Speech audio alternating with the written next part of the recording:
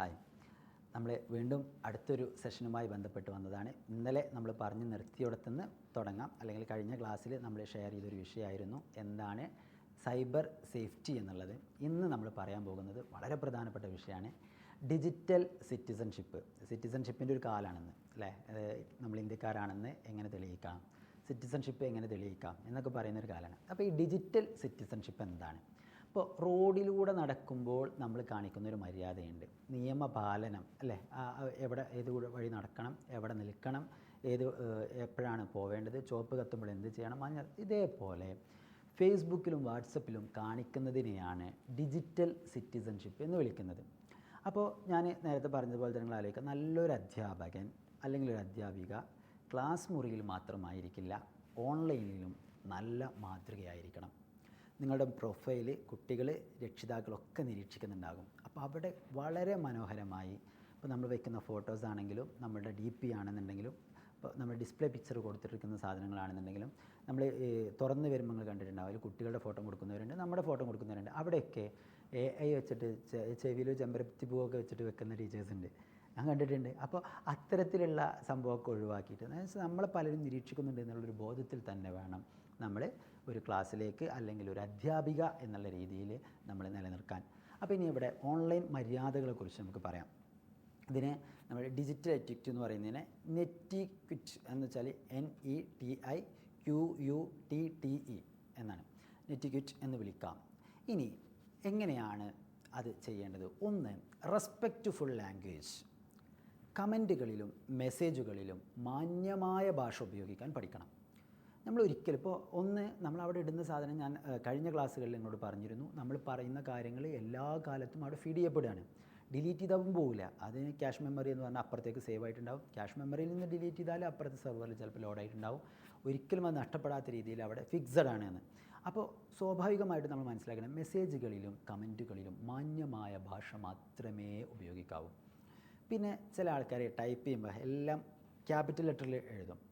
അത് ഞാൻ എൻ്റെ ഒരു ഇത് വെച്ച് പറയുകയാണ്, നമ്മൾ നല്ല കാമായിട്ടുള്ള സ്ഥലത്ത് നിന്നിട്ട് ഉറക്കെ വിളിച്ച് പറയുന്നതിന് പോലെയാണ്, അലറി വിളിക്കുന്നത് പോലെയാണ് ഫുള്ള് ക്യാപിറ്റലിൽ എഴുതാമെന്ന് പറയുന്നത്. ഒഴിവാക്കിയിട്ട് നമ്മൾ സ്മാൾ ലെറ്ററിൽ ഫസ്റ്റ് ലെറ്റർ ക്യാപിറ്റൽ പിന്നെ സ്മാൾ എഴുതുന്ന പോലെ തന്നെ ആ രീതിയിൽ എഴുതാൻ വേണ്ടി ശ്രമിക്കുക. അല്ലെങ്കിൽ ഒന്ന് വിവരമില്ലാത്ത ആളുകളായിരിക്കും, ഇതിനെക്കുറിച്ച് അറിയാത്തവരാണെന്ന് നമ്മളെക്കുറിച്ചിട്ട് കാണുന്ന ആളുകൾ വിചാരിക്കും. പ്രത്യേകിച്ചും പുതിയ ജെൻസെഡ് തലമുറ, നമ്മുടെ ആൽഫ തലമുറ വിചാരിക്കാൻ സാധ്യതയുണ്ട്. അപ്പോൾ ഫുള്ളി ക്യാപിറ്റൽ എഴുതുന്നത് ഒഴിവാക്കുക.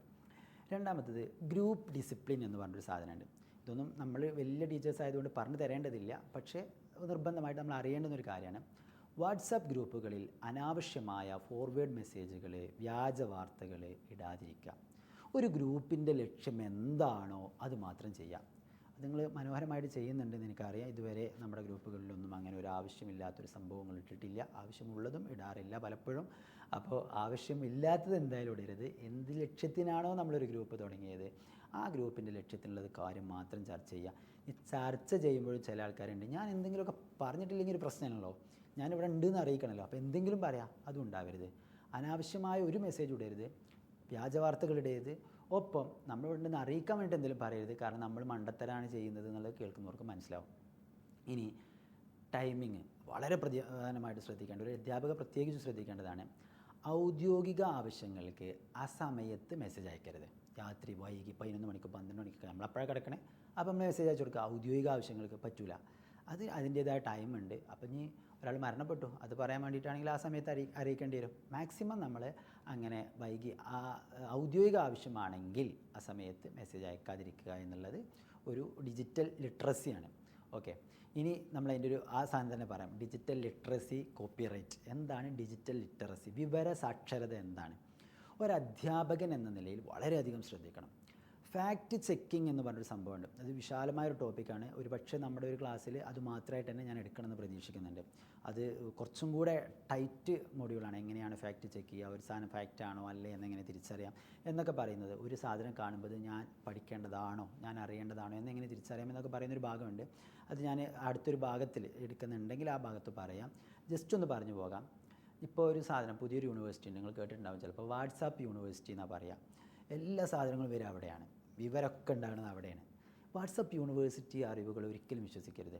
എത്ര വട്ടാണ് ഒരാൾ മരിക്കാമെന്നറിയോ?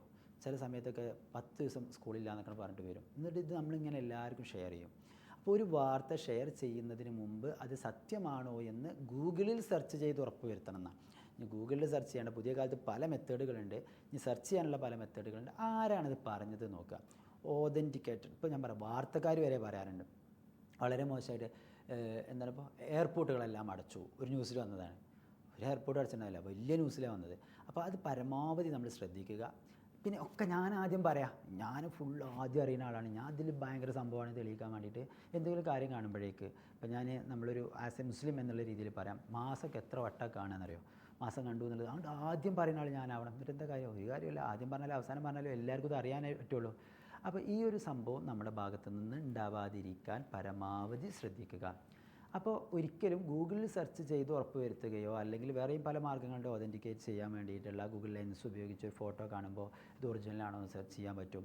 AI ജനറേറ്റ് ചെയ്ത പല ഫോട്ടോസും വരും. എന്നിട്ട് ഇപ്പോൾ ആ ഫോട്ടോ കണ്ടിട്ട് പാവം കുട്ടിയില്ലേ എന്നൊക്കെ പറയുന്ന ആൾക്കാരെ ഞാൻ കണ്ടിട്ടുണ്ട്. അപ്പോൾ ഒരു മനുഷ്യനെ എങ്ങനെയാണോ അതേപോലത്തെ ഫോട്ടോസ് ഇപ്പോൾ ഡെവലപ്പ് ചെയ്യാൻ പറ്റുന്ന കാലമാണ്, വീഡിയോ ഡെവലപ്പ് ചെയ്യാൻ പറ്റുന്ന കാലമാണ്, മോർഫ് ചെയ്യാൻ പറ്റുന്ന കാലമാണ്. അപ്പോൾ ഏത് സംഭവം കാണുമ്പോഴും ഇത് സത്യമാണോ എന്ന് അന്വേഷിച്ച് ഉറപ്പിച്ചതിന് ശേഷം മാത്രം ഷെയർ ചെയ്യുന്ന ഒരു നല്ല കൾച്ചർ നമ്മുടെ ഭാഗത്തുനിന്ന് ഉണ്ടാവണം. അടുത്തതാണ്, ഗൂഗിളിൽ കാണുന്ന എല്ലാ ചിത്രങ്ങളും കോപ്പിറൈറ്റാണ് ഞാൻ പറയുന്നത്. കോപ്പിറൈറ്റ് എന്ന് പറയുന്ന ഒരു വലിയ വിഷയമാണ്. നമുക്ക് ഗൂഗിളിൽ കാണുന്ന എല്ലാ ചിത്രങ്ങളും പാഠഭാഗങ്ങളും വെറുതെ എടുത്ത് ഉപയോഗിക്കാൻ പറ്റില്ല. അത് മോഷണമാണ്. എന്നാൽ പഴയ കാലത്ത് നമ്മൾ പറയുന്ന ഒരു സാധനം എന്താ വെച്ചാൽ, ആന കട്ടാലും അടക്ക കട്ടാലും കള്ളനാണെന്ന് പറയാറുണ്ട്. പുതിയ കാലത്ത് നമ്മളതിന് പറയേണ്ടത്, ഒരാൾ പെയ്ഡ് ആയിട്ടുള്ളൊരു സാധനം ഇട്ടിട്ടുണ്ടാവും, നമ്മളത് ഉപയോഗിച്ചിട്ട് ഒരു ലെറ്റർ എന്തെങ്കിലും ഉണ്ടാക്കി അല്ലെങ്കിൽ ഒരു പോസ്റ്റർ ഉണ്ടാക്കിയാൽ അവർക്ക് പൈസ കൊടുക്കാൻ വേണ്ടിയിട്ട് അവരവിടെ എഴുതിയിട്ടിട്ട് ഇത് ഫ്രീ അല്ല എന്ന് എഴുതിയിട്ടുണ്ടെങ്കിൽ നിർബന്ധമായിട്ടും ആ ചെയ്യുന്നത് മോഷണമാണ്. അപ്പോൾ അത്തരത്തിൽ ചെയ്യാൻ പാടില്ല. ഹാക്ക് ചെയ്തിട്ടൊക്കെ പലപ്പോഴും ഇപ്പോൾ യൂട്യൂബിൻ്റെ ലിങ്ക് നമ്മൾ കോപ്പി ചെയ്തിട്ട് യൂട്യൂബിൻ്റെ വീഡിയോ ഡൗൺലോഡ് ചെയ്യാറുണ്ട്. നിയമവിരുദ്ധമാണ്, പാടില്ല എന്നുള്ളതാണ്. അപ്പോൾ അതേപോലെ തന്നെ വേറൊരാളുടെ കണ്ടൻറ്റുകൾ നമ്മൾ കോപ്പി അടിച്ചിട്ട് അത് നമ്മൾ തന്നെ പേസ്റ്റ് ചെയ്യുക, പാടില്ല, തെറ്റാണ്. വേറൊരാളുടെ ബുക്ക് നമ്മൾ കോപ്പി അടിക്കുക, വേറൊരാൾ എഴുതി. അപ്പോൾ എല്ലാം ഇത്തരത്തിൽ പാഠഭാഗങ്ങളോ ചിത്രങ്ങളോ വേറൊരാളുടെ എന്തെങ്കിലും സാധനങ്ങളോ എടുത്തിട്ട് നമ്മുടേതായിട്ട് നമ്മൾ പോസ്റ്റ് ചെയ്യുക ഒരിക്കലും ചെയ്യാൻ പാടില്ല. അത് മോഷണമാണ്. അപ്പോൾ ഇനി കുട്ടികൾക്ക് നമ്മൾ കൊടുക്കുകയാണെങ്കിൽ ഒരു നോട്ട് കൊടുക്കുമ്പോൾ നിർബന്ധമായിട്ടും ഇത് എവിടുന്നാണ് കിട്ടിയെന്ന് നമ്മൾ പറയണം. ഇതെന്തിനാണെന്ന് ചോദിച്ചാൽ, സോഴ്സ് രേഖപ്പെടുത്താത്തൊരു സാധനവും പുതിയ കാലത്ത് അംഗീകരിക്കപ്പെടില്ല. പ്രത്യേകിച്ചും പുതിയ കാലത്ത് പല രീതിയിലുള്ള ആളുകൾ നമ്മുടെ മുമ്പിലുണ്ടാവും, പല രീതിയിൽ സാധനങ്ങൾ വരുന്നുണ്ടാകും. അപ്പോൾ ഏതൊരു സംഭവം വരുമ്പോഴും നമ്മൾ ആദ്യം ശ്രദ്ധിക്കേണ്ടത് ഇത് ആപ്റ്റാണോ, കറക്റ്റാണോ, ഇത് കറക്റ്റാണോ, തന്നത് ശരിയാണോ എന്നുള്ളത് മനസ്സിലാക്കിയതിൻ്റെ ശേഷം മാത്രമാണ് നമ്മൾ കൊടുക്കാൻ പാടുള്ളൂ. ഇനി അടുത്തതാണ് ഡിജിറ്റൽ എംപതി എന്ന് പറയുന്നത്, ഡിജിറ്റൽ സഹാനുഭൂതി. ഇത് മനുഷ്യന്മാരൊക്കെ വിചാരിക്കുന്ന ഒരു സാധനമാണ്. സ്ക്രീനിൻ്റെ അപ്പുറത്തിരിക്കുന്നത് ഒരു കമ്പ്യൂട്ടറൊന്നുമല്ല, വികാരങ്ങളൊക്കെ ഉള്ളൊരു മനുഷ്യനാണ്. അപ്പോൾ ആ മനുഷ്യനോടാണ് നമ്മൾ സംസാരിക്കുന്നത്, ആ മനുഷ്യനെക്കുറിച്ചാണ് നമ്മൾ പറയുന്നത്, ആ മനുഷ്യനാണ് നമ്മൾ ട്രോൾ ചെയ്യുന്നത്. അപ്പോൾ ട്രോളിങ് എന്ന് പറഞ്ഞാൽ ഭയങ്കര, ഒരാളെ കൊല്ലാൻ വരെ കഴിയുന്ന ട്രോളുകളുണ്ട്. അപ്പോൾ ഒരാളെ വ്യക്തിഹത്യ ചെയ്യുന്ന ട്രോളുകൾ ഷെയർ ചെയ്യുന്നത് പോലും തെറ്റായ പ്രവണതയാണ്. ഒരു അധ്യാപിക പ്രത്യേകിച്ചും ചെയ്യാൻ പാടില്ല, ഒരു മനുഷ്യൻ തന്നെ ചെയ്യാൻ പാടില്ല. അഥവാ അപ്പുറത്തിരിക്കുന്നയാളും ഒരു മനുഷ്യനാണ്, വികാരങ്ങളുള്ള ഒരു മനുഷ്യനാണ്. ഈ ബോധത്തിനാണ് നമ്മൾ ഡിജിറ്റൽ എംപതി എന്ന് പറയാം. അപ്പോൾ സൈബർ ലോകത്ത് ഒറ്റപ്പെട്ടു പോകുന്നവർക്ക് മാനസിക പിന്തുണ നൽകാനാണ് അധ്യാപകർക്ക് കഴിയേണ്ടത്. ഇത് പറയുമ്പോൾ വളരെ രസകരമായ സാധനമുണ്ട്. ഇതിന് പേരിൽ കുറേ ആപ്പുകളുണ്ട്. ഇപ്പോൾ ഡേറ്റിംഗ് ആപ്പുകൾ എന്ന പേരിൽ പലതും ഇറങ്ങിയിട്ടുണ്ട്. അവിടെ ഒന്നും ഒറ്റപ്പെട്ടു പോകുന്നവർക്കുള്ള മാനസിക പിന്തുണ എന്നല്ല, ശാരീരിക പിന്തുണക്ക് വേണ്ടിയിട്ടൊക്കെ പലരും വരിക, പൈസക്ക് വേണ്ടിയിട്ട് ചെയ്യുന്ന പലതുമുണ്ട്. അത്തരത്തിലല്ലാതെ ഒരാളങ്ങനെ കഴിയുന്നുണ്ടെങ്കിൽ അവർക്ക് മാനസികമായിട്ട് പിന്തുണ നൽകാൻ കഴിയുന്ന ഒരു ഡിജിറ്റൽ എംപതി, മാനുഷിക പരിഗണന നമ്മുടെ ഉള്ളിൽ ഉണ്ടാവണം. ഏറ്റവും പ്രധാനപ്പെട്ട അവസാനത്തെ the think rule, think, THINK, ഞാൻ തന്നെ ആലോചിക്കണേ, THINK. നമ്മളിത് ഇങ്ങനെ ഒരു സാധനം കയ്യിൽ വെക്കുന്നത് തന്നെ, ഇങ്ങനെ ഒരു സാധനം വെച്ച് ഞാൻ പറയുന്നത് തന്നെ എന്താണ് തിങ്ക് എന്നുള്ളതാണ്. അപ്പോൾ ഏത് കാര്യം ചെയ്യുന്നതിന് മുമ്പും നിങ്ങൾ കുട്ടികളോടൊക്കെ ഇത് പറഞ്ഞു കൊടുക്കണം കേട്ടോ. എന്തുകൊണ്ടെന്ന് വെച്ചാൽ ഇതൊരു ഫോർമുലയാണ്. നമ്മളൊരു കാര്യം ഷെയർ ചെയ്യുമ്പോൾ, ഒരു കാര്യം നമ്മൾ സംസാരിക്കുമ്പോൾ, ഒരു കാര്യം നമ്മൾ പോസ്റ്റ് ചെയ്യുമ്പോൾ, എന്തെങ്കിലും ചെയ്യുന്നതിന് മുമ്പ് തിങ്ക്, ചിന്തിക്കുക എന്നാണ്. എന്ത് ചിന്തിക്കണം? ഒന്ന് ഫസ്റ്റത്തേത്, ഈസ് ഇറ്റ് ട്രൂ, ഇത് സത്യമാണോ? ഈ പറഞ്ഞത് ഇതിനെക്കുറിച്ചൊരു നല്ല രസകരമായൊരു കഥയുണ്ട്. സോക്രട്ടീസിനെ കുറിച്ച് പറയാറുണ്ട്. ഒരാൾ സോക്രട്ടീസിൻ്റെ അടുത്ത് വന്നിട്ട് പറയുന്നുണ്ട്, സോക്രട്ടീസ്, എനിക്കൊരു കാര്യം പറയാനുണ്ട്. അപ്പോൾ സോക്രട്ടീസ് ചോദിക്കും, എന്താണ് നിങ്ങൾക്ക് പറയാനുള്ള കാര്യം? അപ്പോൾ സോക്രട്ടീസിനോട് എന്താണ് കാര്യം എന്ന് ചോദിക്കുന്നതിന് മുമ്പ് സോക്രട്ടീസ് പറയുന്നൊരു ചോദ്യം അങ്ങോട്ട്, 3 കാര്യങ്ങൾക്ക് ഞാൻ ഉത്തരം 3 ചോദ്യങ്ങൾ ഞാൻ ചോദിക്കാം, അതിന് ഉത്തരം പറഞ്ഞാൽ നിനക്ക് ആ കാര്യം എന്നോട് പറയാം. 1, ആ കാര്യം പറയുന്നത് കൊണ്ട് നിനക്ക് വല്ല ഗുണവുമുണ്ടോ? ആ കാര്യം കേട്ടതുകൊണ്ട് എനിക്ക് വല്ല ഗുണവുമുണ്ടോ? നമുക്ക് 2 പേർക്കും ഗുണവുമില്ലാത്തൊരു കാര്യമാണെങ്കിൽ അത് പറയേണ്ടതുണ്ടോ? എന്നിട്ട് ആൾ പറയാതെ തിരിച്ചു പോകുന്നു എന്നുള്ളതാണ്. അപ്പോൾ ഇതേപോലത്തെ ഒരു സാധനമാണ് നമ്മൾ തിങ്ക് റൂൾ എന്ന് പറയുന്നത്. അപ്പോൾ ഇനി നിങ്ങളൊക്കെ വലിയ അവതാരകരും ക്ലാസ് എടുക്കുന്ന ആൾക്കാരൊക്കെ ആകുന്ന സമയത്ത് നിങ്ങൾക്കിത് പറയാൻ പറ്റും. ഒരു കാര്യം പറയുന്നതിന് മുമ്പ് THINK, T, is it true, ഇത് ഈ പറയുന്ന സാധനം സത്യമാണോ?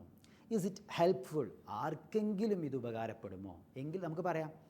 ഈസ് ഇറ്റ് ഇൻസ്പയറിങ്, ആർക്കെങ്കിലും ഇത് മറ്റുള്ളവർക്ക് പ്രചോദനമാകുന്നുണ്ടോ എങ്കിൽ നിങ്ങൾ പറഞ്ഞോളൂ. ഈസ് ഇറ്റ് നെസസറി, ഇത് ഇപ്പോൾ പറയേണ്ട ആവശ്യമുണ്ടോ? ചിലതങ്ങനെ ഉണ്ടല്ലോ, സന്ദർഭത്തിൽ നിന്ന് അടർത്തി മാറ്റിയിട്ട് പറയേണ്ടതുണ്ട്, അങ്ങനെയാണെങ്കിൽ പറയേണ്ടതുണ്ടോ? ഈസ് ഇറ്റ് കൈൻഡ്, ഇത് നല്ല ഉദ്ദേശത്തോടു കൂടെയുള്ളതാണോ? അപ്പോൾ 5 കാര്യങ്ങൾ നമ്മൾ പറഞ്ഞു വെച്ചു. ഒന്ന്, ഈസ് ഇറ്റ് ട്രൂ, ഇത് സത്യമാണോ? Second one, is it helpful, ഇത് ആർക്കെങ്കിലും ഉപകാരപ്പെടുന്നുണ്ടോ എങ്കിൽ പറഞ്ഞോളൂ. ഇസ് ഇറ്റ് ഇൻസ്പയറിങ്, ഇത് മറ്റുള്ളവർക്ക് പ്രചോദനമാകുന്നുണ്ടോ? നാലാമത്തേത്, ഇസ് ഇറ്റ് നെസസറി, ഇത് ഇപ്പോൾ പറയേണ്ട ആവശ്യമുണ്ടോ? അഞ്ചാമത്തേത്, ഇസ് ഇറ്റ് കൈൻഡ്, ഇത് നല്ല ഉദ്ദേശത്തോടെ ഉള്ളതാണോ? എപ്പോഴും നമുക്കൊരു മെസ്സേജ് വന്നാൽ നമ്മളൊരു മറുപടി കൊടുക്കുമ്പോൾ ജീവിതത്തിൽ എപ്പോഴും നമ്മളിത് പാലിക്കുക എന്നുള്ളത് വളരെ പ്രധാനപ്പെട്ട ഒരു പോസിറ്റീവായിരിക്കും. ഞാൻ ഇത് അവസാനിപ്പിക്കുന്നത് ഡിജിറ്റലി മാത്രമല്ല, ഒരു മനുഷ്യൻ്റെ വ്യക്തിപരമായ ജീവിതത്തിൽ ചെയ്യേണ്ടുന്ന ഏറ്റവും പ്രധാനപ്പെട്ട ഒരു കാര്യം കൂടിയാണ്. ഏത് കാര്യം ചെയ്യുന്ന സമയത്തും is it good, is it think, ഞാൻ പറഞ്ഞല്ലോ തിങ്ക് എന്ന് പറയുന്ന ഈ 5 വാക്ക് വെച്ച് ഇത് ആവശ്യമുണ്ടോ, ഇത് നല്ലതാണോ, ഹെൽപ്ഫുള്ളാണോ, ഇപ്പോൾ പറയേണ്ടതാണോ, ഇതുകൊണ്ട് വേറെ എന്തെങ്കിലും ദുരുദ്ദേശം ഉണ്ടാവുമോ, അല്ലെങ്കിൽ ഇത് എന്തെങ്കിലും നല്ല ഉദ്ദേശത്തോടു കൂടിയുള്ളതാണോ എന്നാലോചിച്ച് സംസാരിക്കുന്ന ഒരാൾക്ക് ജീവിതത്തിൽ ഒരിക്കലും എവിടെയും പരാജയപ്പെടേണ്ടി വരില്ല.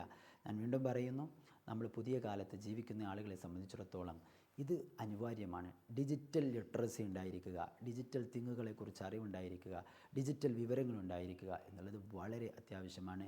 Your digital footprint is your new resume. Make sure it's worth reading. Thank U.